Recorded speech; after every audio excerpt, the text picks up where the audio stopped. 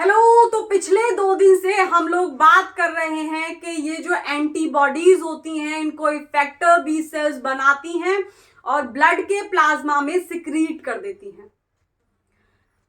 पर 2 दिन से ये नहीं पता चल रहा कि इनकी शक्ल कैसी होती है। तो आज इनकी शक्ल के बारे में बात कर लेते हैं, यानी कि इसके स्ट्रक्चर को देख लेते हैं कि जो एंटीबॉडी होती है इस एंटीबॉडी का स्ट्रक्चर कैसा होता है। तो टाइम वेस्ट नहीं करते हैं और शुरू कर लेते हैं टॉपिक को। तो इधर देखो, ये जो हमारी एंटीबॉडी होती है ये एंटीबॉडी वाई शेप के प्रोटीन्स होते हैं। दिख रही है इधर वाई शेप कैसे बन रही है, ऐसे। तो वाई शेप दिख रही है और वाई शेप के पास यानी एक वाई मॉलिक्यूल दिख रहा है वाई शेप का, और उसके साइड में 2 और छोटे छोटे पीसेस लगे हुए हैं। तो पहली बात यही है कि इनकी जो शक्ल होती है अगर वो अल्फाबेट से उठाने की कोशिश करें तो ये बिल्कुल हमारे वाई अल्फाबेट से मैच होती है। यानी अगर किसी का हुलिया पूछो तो बताते हैं ना कि ये बिल्कुल उसके जैसा दिखता है। तो ये जो हमारी एंटीबॉडी है ये बिल्कुल वाई की तरह दिखती है। वो धमाल वाला डब्ल्यू नहीं, वाई। तो आगे चलो। तो पहली बात यही है कि इसकी जो शक्ल होती है वो वाई शेप के लेटर की तरह होती है। और इसका काम क्या होता है? इसका काम ये होता है कि ये फॉरेन पैथोजन जैसे कोई बैक्टीरिया हुए, कोई वायरस हुए, उनको न्यूट्रलाइज करती है, यानी कि उनको कमजोर करती है। और अगर ऑप्सोनाइजेशन याद है तो ऑप्सोनाइजेशन में देखा था हम लोगों ने कि ये जो एंटीबॉडीज होती हैं ये काम करती हैं हमारे विलेन की तरह। हिंदी मूवीज में विलेन होते हैं ना, उन विलेन की तरह काम करती हैं। और कैसे काम करती हैं कि जैसे ही फॉरेन मॉलिक्यूल को ये देखती हैं, फॉरेन मॉलिक्यूल को देखने के बाद अपनी जो एंटीजन की बाइंडिंग साइट्स होती हैं वहां उनको लगा लेती हैं। और जब लग जाते हैं तो यहां ला करके ये उनको कमजोर कर देती हैं। और कमजोर करने के बाद फिर ये लेकर के भागती हैं इनको इम्यून सेल्स के ऊपर। और इम्यून सेल्स के सरफेस पर इन एंटीबॉडीज का ये वाला जो रीजन होता है इसको हम नाम देते हैं एफसी रीजन। और एफसी रीजन के लिए कुछ इम्यून सेल्स के ऊपर रिसेप्टर्स लगे हुए होते हैं। और फिर क्या करेगी ये एंटीबॉडी? इस एंटीबॉडी ने जैसे ही विलन बनने के बाद इस एंटीजन के कुछ एक एपिटोप को पकड़ करके उसको कमजोर किया, और कमजोर करने के बाद ये भागती है इस इम्यून सेल के पास। और क्योंकि इस इम्यून सेल के सरफेस पर इस एफसी रीजन के लिए, ये वाला रीजन एफसी रीजन है, इस एफसी रीजन के लिए रिसेप्टर लगे हुए हैं, तो ये जाकर के यहां बाइंड होती है। और जैसे ही बाइंड होती है वैसे ही अगला स्टेप ये करती है ये कि ये हमारी जो इम्यून सेल होगी, इम्यून सेल लिखो स्पेसिफिकली, बाद में बात करेंगे कौन सी है। तो ये जो इम्यून सेल होगी ये इम्यून सेल इस एंटीजन के साथ साथ इस एंटीबॉडी को भी निगल लेती है। और निगलने के बाद कोई भी इम्यून सेल हो, वो निगलने के बाद इसके पास काल कोठरी होती है, यानी लाइसोसोम होता है। और न जाने कितनी बार हम लोग बात कर चुके हैं कि ये जो काल कोठरी होती है इम्यून सेल की, यहां ले जाने के बाद ये जो प्रोटीन है यानी ये जो एंटीजन है इस एंटीजन का बना देती है कचूमर, यानी कीमा बना देती है। इस पूरे के पूरे प्रोटीन के मॉलिक्यूल को अलग अलग पेप्टाइड चेन में, कोई बड़ी कोई छोटी, किसी काम का नहीं रहता है। तो इस तरीके से ये जो हमारी एंटीबॉडीज हैं ये इस एंटीजन को कमजोर करती हैं, यानी कभी कभार ये ऑप्सोनिन की तरह भी काम करती हैं। किसकी तरह? ऑप्सोनिन। ऑलरेडी पढ़ चुके हैं ऑप्सोनाइजेशन, नहीं देखा है तो जस्ट गो एंड चेक। तो यहां पर ये काम कर रही हैं विलेन की तरह, विलेन मतलब ऑप्सोनिन। और इस प्रोसेस को हम नाम देते हैं कि ये विलेन बन गई हैं। तो अब जो एपिटोप है यानी ये जो एंटीजन के एपिटोप से बाइंड करेगी और उसकी कमजोरी का फायदा उठाएगी और उसको न्यूट्रलाइज करने के बाद उसको लेकर के भागेगी इम्यून सेल के रिसेप्टर के पास। फिर इम्यून सेल, फिर बेचारा ये जो, अब पता है इसको ये कमजोर कैसे हुआ है। पहले ये जो एंटीजन है अगर सीधा इस इम्यून सेल के सामने आता तो इसको फाइट देने की कोशिश करता, यानी अपने आप को बचाता, कुछ ऐसी तरकीबें लगाता जैसे माइकोबैक्टीरिया करता है। वो पकड़ में कहाँ आता इम्यून सेल के, तो वैसे ही ये कोई तरकीबें लगाता, लेकिन ये तरकीबें लगाए उससे पहले ही ये जो हमारी एंटीबॉडी है इसने इसकी कमजोरी का फायदा उठा लिया और इसको कमजोर कैसे किया, इसको चिपका लिया अपनी एंटीजन बाइंडिंग साइट पे। और जैसे ही चिपक जाएगा तो अब ये जकड़ लिया इसने, अब कुछ नहीं कर पाएगा, इसको बिल्कुल फाइट नहीं दे पाएगा, कोई मॉलिक्यूल्स रिलीज नहीं कर पाएगा और सीधा ले जा करके ये एंटीबॉडी इसको निगलवा देगी। और फिर बची कहाँ, कौन सी जगह, इसकी काल कोठरी। और काल कोठरी के अंदर बहुत बार हम लोग बात कर चुके हैं, बहुत बार, यानी अनेक बार, इस काल कोठरी के अंदर हाइड्रोलिटिक एंजाइम्स होते हैं जैसे ग्लाइकोसाइडेज, प्रोटीएज, लाइपेज। और वो एंजाइम इस पूरे के पूरे, एंटीजन क्या होता है, प्रोटीन का मॉलिक्यूल, इस पूरे के पूरे प्रोटीन को इसको पीसेस में काट देती है, यानी अनेक पेप्टाइड चेन्स बना देती है। और दूसरी बात इसलिए भी ऐसा होता है लाइसोसोम के अंदर, क्योंकि लाइसोसोम के अंदर हमारा जो पीएच होता है वो एसिडिक होता है। तो अब दो चीजों को, दो नहीं तीन चीजों को बेचारा ये एंटीजन झेले तो झेले कैसे।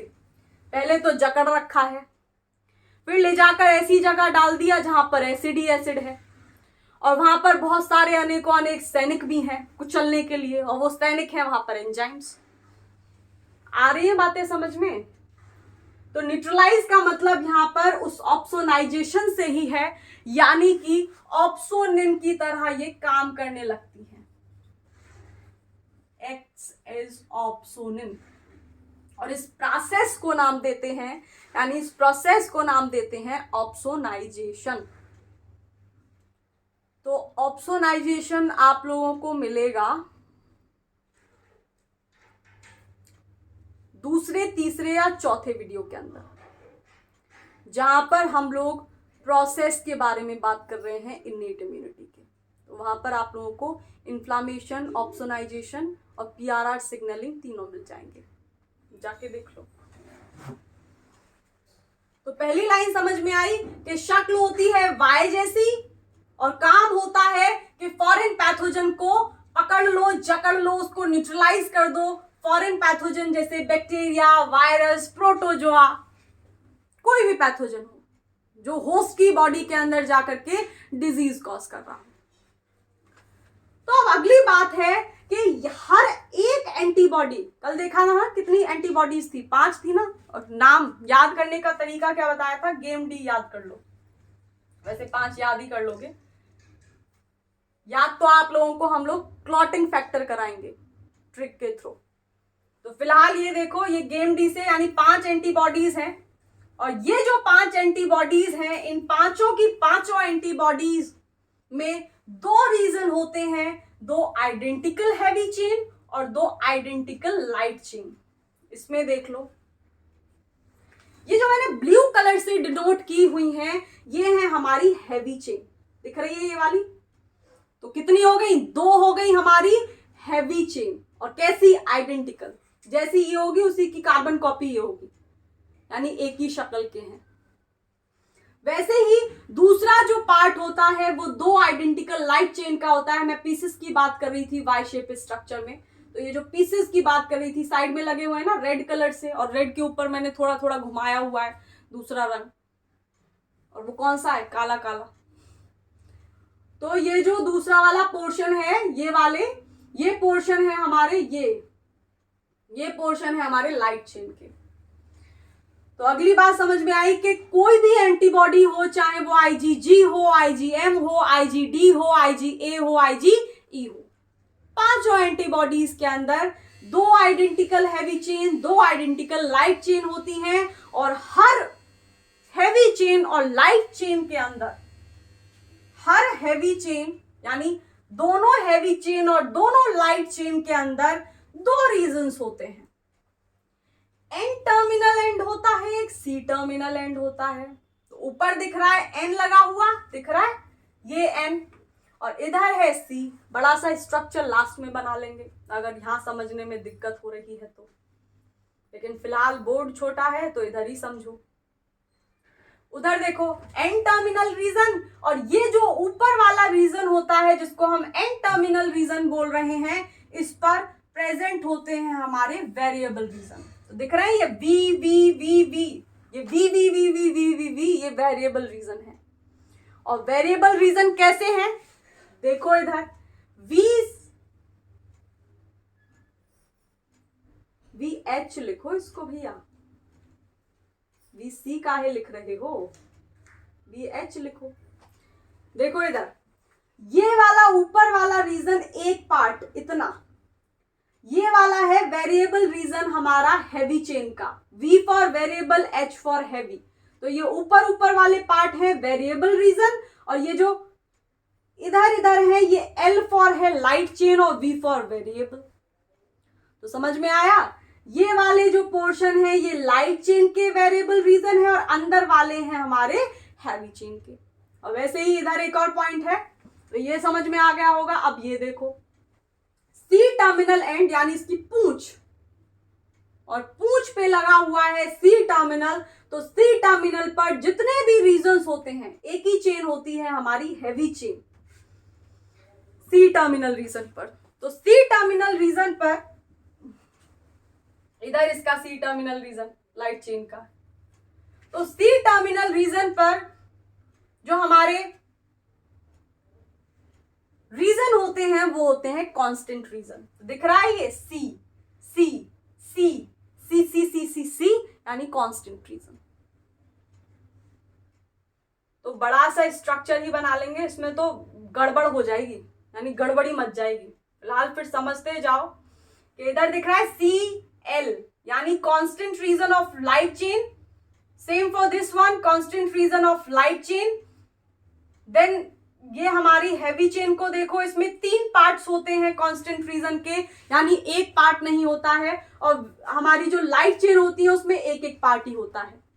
लेकिन हैवी चेन के अंदर 3 पार्ट्स होते हैं, कौन कौन से, CH1, ये वाला इतना हो गया CH2, और ये वाला इतना हो गया CH3। वैसे ही इस वाली चेन के लिए पल्ले पड़ गई होगी बात।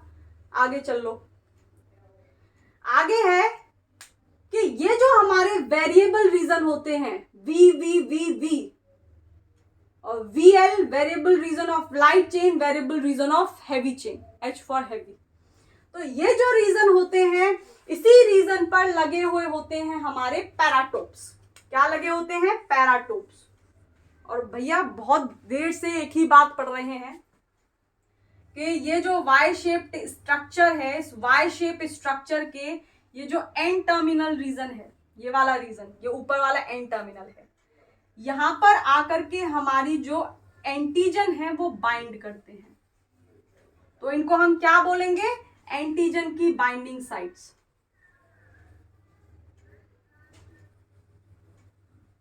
एंटीजन बाइंडिंग साइट्स, और इनको एक और नाम दिया जाता है और पैराटोप बोलते हैं।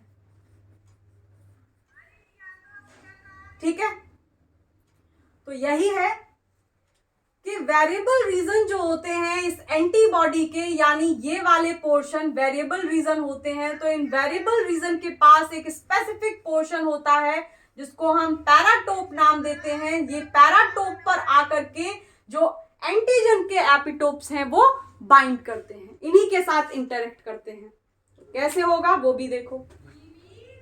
बंद करो इसको और आगे चलो। और आगे क्या है, अभी कथा समाप्त नहीं हुई है, देखो आगे। मान लो ये हमारी एंटीबॉडी है, इस एंटीबॉडी के ऊपर क्या बोला मैंने, पैराटोप है, यानी ये वाली लोकेशन है पैराटोप। और ये जो पैराटोप है, इन पैराटोप पर मान लो ये एंटीजन है, और इस एंटीजन के ऊपर है हमारे कुछ एपिटोप्स की साइट। अब पूरे के पूरे एंटीजन के मॉलिक्यूल को, यानी पूरे एंटीजन के प्रोटीन को, ये हमारी एंटीबॉडी की पैराटोप्स रिकॉग्नाइज नहीं कर पाते हैं, कुछ स्पेसिफिक पोर्शन को रिकॉग्नाइज करते हैं, और वो जो स्पेसिफिक पोर्शन होते हैं उनको हम नाम देते हैं एंटीजन के एपिटोप। मान लो ये हमारा फॉरेन एंटीजन है और फॉरेन मॉलिक्यूल है, ये बॉडी के अंदर एंटर हुआ, और इस फॉरेन मॉलिक्यूल के सरफेस पर बहुत सारे एपिटोप्स होंगे, और ये एपिटोप्स भी कई कई तरीके के होते हैं। कुछ एंटीजन मल्टीवैलेंट होते हैं, कुछ पॉलीवैलेंट होते हैं, कुछ मोनोवैलेंट होते हैं। तो ये भी डिस्कस किया हुआ है, टाइप्स ऑफ एंटीजेनिक एपिटोप्स। और हमारे जब हम लोग एंटीजन के बारे में पढ़ रहे थे, टाइप्स ऑफ एंटीजन पढ़ रहे थे, तो if you wanna go through it then just go and check that video. ठीक है, तो देखो इधर अब क्या होगा। ये जो एंटीजन है इसके ऊपर ये जो एपिटोप्स हैं, इन एपिटोप्स को मान लो ये है चाबी, ठीक है, और इनको मान लो ये पैराटोप जो है एंटीबॉडी के अंदर, क्योंकि जैसे ही ये इसके होस्ट की बॉडी के अंदर एंटर करेगा तो ये एंटीबॉडीज भी तो बनना स्टार्ट होंगी, और इन एंटीबॉडीज के ऊपर पैराटोप्स हैं। तो ये जो पैराटोप होते हैं इसको मान लो चाबी, और फिर पैराटोप को मानो ताला और एपिटोप को मानो ताली। तो अब क्या होगा, ये जो पैराटोप हैं, ये जो ताले हैं, इनकी चाबी इन एपिटोप्स के पास होती है, यानी इनकी चाबी इस एंटीजन के पास होती है, और चाबी होती है हमारे एपिटोप्स। और हमको पता है कि एक जो ताला होता है उस ताले का एक स्पेसिफिक डेड बोल्ट होता है, तो उसी तरीके की, उसी डेड बोल्ट की हमको चाबी चाहिए होती है। तो इस ताले के लिए जो भी चाबी होगी, जो इसके डेड बोल्ट को मैच करती होगी, वो इसके अंदर लगा के देखी जाएगी। मतलब इस पैराटोप और इस सारे के सारे एपिटोप्स का इंटरेक्शन होगा, और जिसके साथ भी ये ताले की चाबी मिल गई वो एक दूसरे से इंटरेक्ट कर जाएंगे। तो समझ में आया कि ये है चाबी, ये है ताला, और एक स्पेसिफिक चाबी होती है हर ताले की।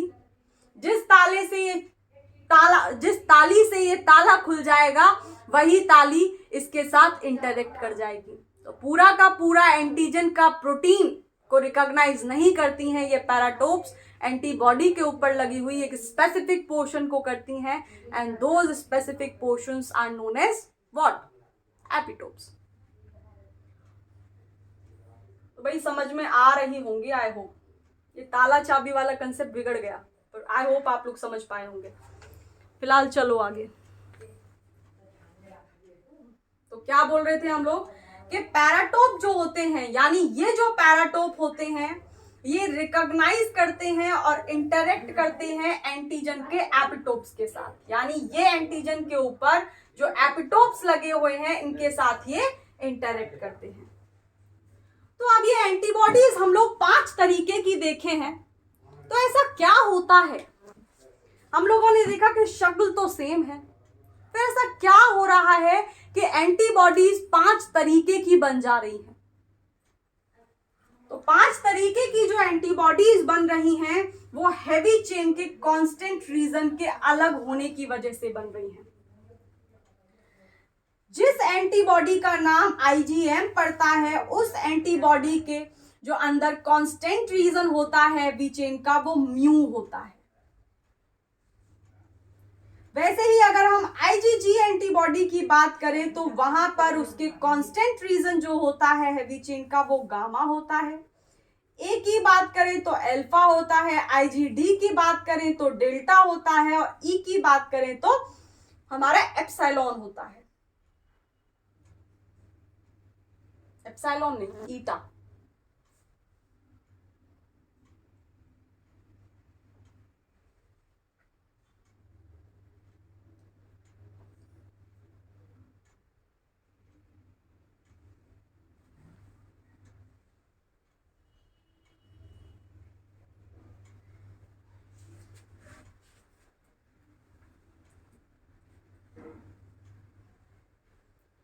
और अगर IgE की बात करें तो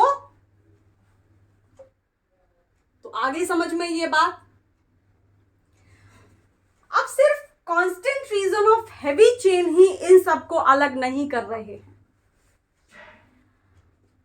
दो रीजन हमारे लाइट चेन के भी होते हैं जो कि कांस्टेंट होते हैं, और वो दो रीजन कौन कौन से हैं वो देखो इधर। तो लाइट चेन के अंदर भी दो कांस्टेंट रीजन थे।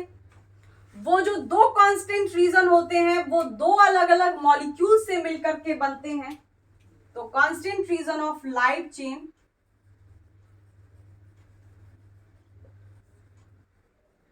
Are made up of two different regions, और वो होते हैं हमारे पहले कप्पा और दूसरा होता है लैम्डा।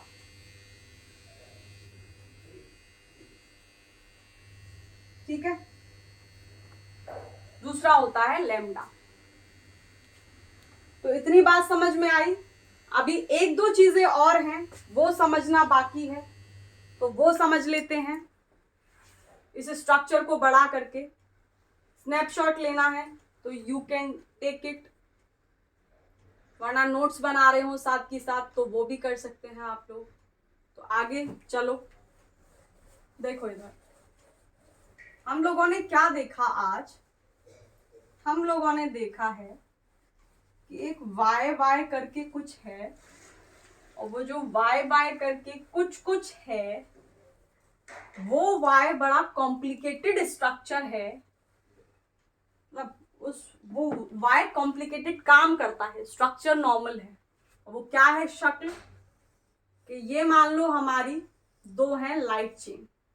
लाइट चेन है, हैवी है ऑब्वियसली, सही पकड़ रहे हो आप लोग। तो ये है हमारी हैवी चेन, और इनके बगल में छोटे छोटे दो पीसेस लगे हुए हैं जिनको हम नाम दे रहे हैं लाइट चेन। ये इस वाई शेप स्ट्रक्चर यानी एंटीबॉडी का एन टर्मिनल रीजन है, ऊपर वाला। सब मिटा डालो, अब बोर्ड है अपना और समझो इधर।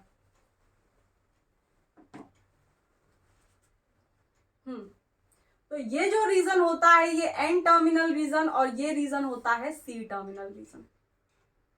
और हम लोगों को पता है कि एन टर्मिनल पर जो पार्ट होते हैं वो वेरिएबल पोर्शन होते हैं।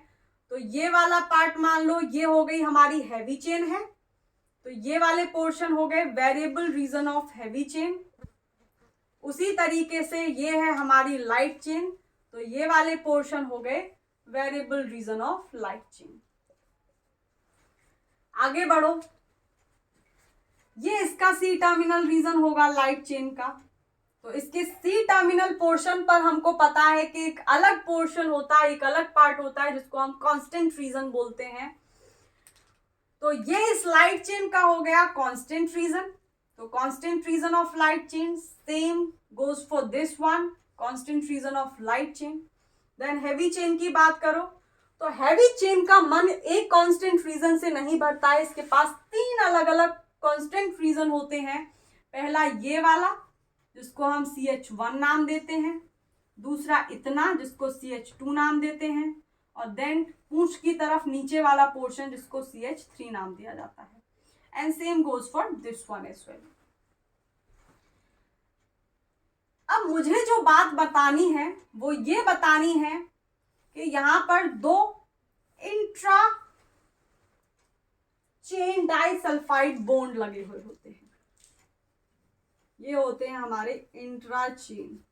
इंट्रा का मतलब क्या होता है? सेम, और इंटर का मतलब होता है दो अलग अलग। तो सेम है, हैवी चेन के बीच में ही है। इंट्रा डाइसल्फाइड, डाई क्यों? दो, सल्फाइड के यानी सल्फर के बॉन्ड्स हैं। और हम लोगों ने देखा था कि इसके जो वेरिएबल रीजन होते हैं यानी ये वाले पोर्शन, इन पोर्शन पर एक स्पेसिफिक साइट होती है जिनको हम एंटीजन बाइंडिंग साइट्स बोलते हैं, और उनका नाम दिया जाता है इन तालों का, और नाम क्या होता है? पैराटोप।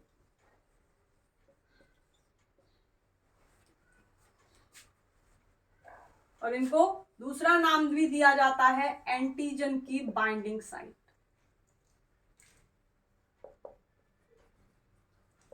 नेट ने कुछ क्वेश्चंस पूछ लिए थे इसी स्ट्रक्चर से मिलते जुलते, तो उनके बारे में भी बात कर लेते हैं, पता चले दोबारा पूछ लें। तो पहले मुझे ये बताओ कि ये एंटीबॉडी कितने वैलेंट है, यानी एक टाइम पे ये कितने एंटीजन की मॉलिक्यूल्स को, यानी कितने एंटीजन के एपिटोप को पकड़ लेगी। सोचो, बताओ, कितने ताले दिख रहे हैं? 2। तो 2 ही चाबियों को लगा पाएगी अपने अंदर। तो ये कैसी हो गई, कितने वैलेंट हो गई? बायवैलेंट। तो एंटीबॉडीज जो होती हैं वो होती हैं हमारी बायवैलेंट। तो इधर लिखते चलो, समझते चलो, इनसे क्वेश्चंस पूछ लेता है ये नेट वाला एग्जाम। डीबीटी में तो नहीं आएंगे, तो तैयार रहते हैं हम लोग। इधर लिखो और समझते चलो कि एंटीबॉडीज जो होती हैं दे आर बायवैलेंट इन नेचर, क्योंकि 2 एंटीजन बाइंडिंग साइट्स इनके पास होती हैं। अगर वहीं हम दूसरी बात करें तो एंड टर्मिनल रीजन पर एपिटोप की बाइंडिंग के लिए 1 से 3 हाइपर वेरिएबल रीजन का होना जरूरी है। ठीक है, यानी एपिटोप को बाइंड करने के लिए, किसी भी एंटीजन के एपिटोप को बाइंड करने के लिए, ये जो हमारा एंड टर्मिनल रीजन है और एंड टर्मिनल रीजन पर ये जो ताले हैं, इन तालों से एपिटोप की चाबी का बाइंड होने के लिए हमको 1 से 3 अमाइनो एसिड्स चाहिए जो hyper variable reason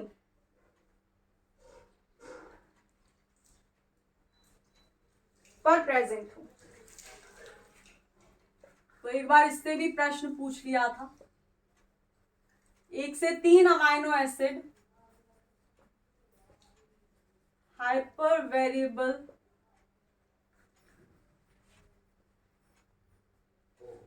at end terminal reason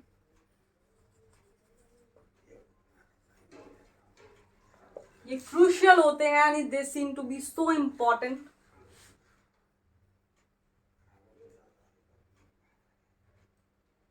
Are crucial for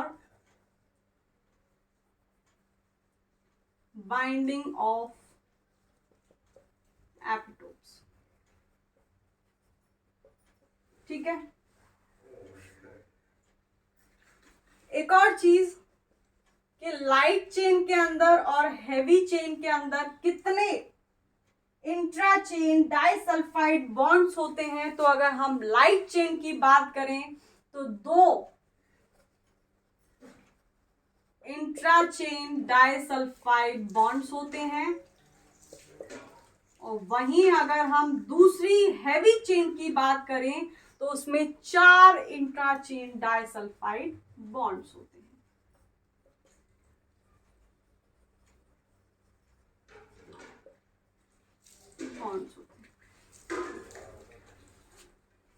तो आज के लिए इतना ही रहने देते हैं। इन एंटीबॉडीज की शक्ल कैसी थी, और कल हम लोग बात करेंगे कि इन एंटीबॉडीज के फीचर्स क्या क्या होते हैं। यानी ये जो पैराटोप है इस एंटीबॉडी का, और वो जो एपिटोप्स होते हैं उस एंटीजन के, इन दोनों के बीच में जो इंटरेक्शन होता है, क्या वो कोवलेंट बॉन्ड का होता है या फिर नॉन कोवलेंट इंटरेक्शंस होते हैं। अगर नॉन कोवलेंट होते हैं तो किस किस तरीके के इंटरेक्शंस होते हैं, इस बारे में हम लोग कल बात करेंगे। एंड देन हम लोग एक एक एंटीबॉडी उठाएंगे और उसके बारे में डिटेल में पढ़ना शुरू करेंगे, क्योंकि प्रश्न पूछे जाते हैं भैया।